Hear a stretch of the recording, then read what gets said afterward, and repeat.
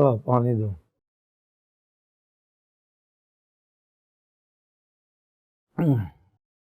दवाई पे दवाई, दवाई पे दवाई, दवाई पे दवाई। मुझे तो लगता है तुम लोग वाकई मुझे बीमार कर दोगे। तो मैं तुम्हें किस तरह बताऊं कि मैं बिल्कुल ठीक हूँ। दवाई खा ली ना, अब आपको सूप पीना है। नुसरत ने बड़े प्यार से कितना बड़ा प्याला आपके लिए बना के भेजा है सूप का, और अगर आपने नहीं पिया तो नाराज हो जाएगी।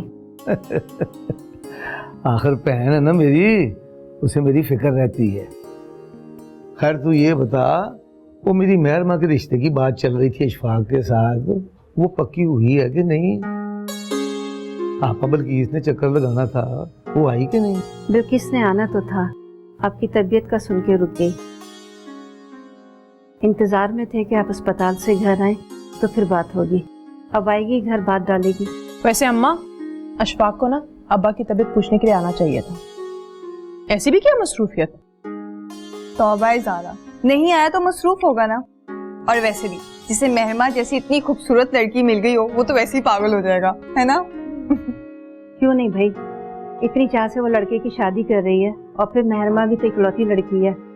नुसरत भी चाह रही थी धूमधाम से शादी करना, लेकिन अब आपकी बीमारी की वजह से सादगी से करेंगे शादी। वैसे एक बात तो है, मेहरमा खाना बहुत अच्छा बनाती है। वो तो अशफाक को खिला खिला के और भी मोटा कर देगी। हाँ ये तो है। मेरी तो समझ में ये नहीं आता कि मेरा बुरहान इस शादी को किस तरह से लेगा। मुझे तो उसकी फिक्र खाई जा रही है। वो है कहाँ बुरहान? अब देखे ना, कितनी देर हो गई उसको आपकी दवाई लेने गया था, अभी तक वापस नहीं आया। मैं समझाऊंगा उसे, मैं समझता हूँ वो घर से जानबूझ के बाहर रहता है।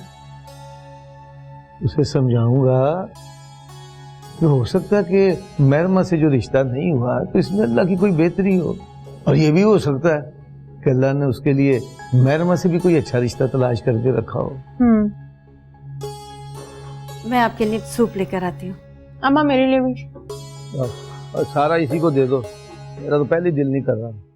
मैं शादी की अहमियत से कब इनकार कर रही हूँ फरहान? अगर मुझे इस रिश्ते की अहमियत नहीं होती तो मैं 8 साल इस रिश्ते में रह के इसको ठीक करने की कोशिश नहीं कर रही होती। मैंने अपनी जिम्मेदारी पूरी कर ली, हर तरह से कोशिश कर ली कि ये रिश्ता ना टूटे, लेकिन अब उसकी बारी है। मैं तुम्हारी सारी बातें, सारे पॉइंट्स पर एग्री करती हूँ, लेकिन हमारे माशरे में ऐसा नहीं होता। औरत को ही कसूरवार ठहराया जाता है। मैं जानती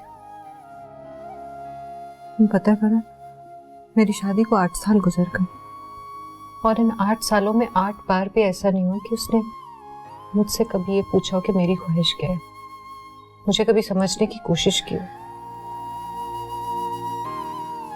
उसने बिला झिझक आके मुझे अपनी ख्वाहिश तो बता दी कि वो औलाद नहीं चाहता। मुझसे ये नहीं पूछा कि मैं माँ बनना चाहती हूँ या नहीं।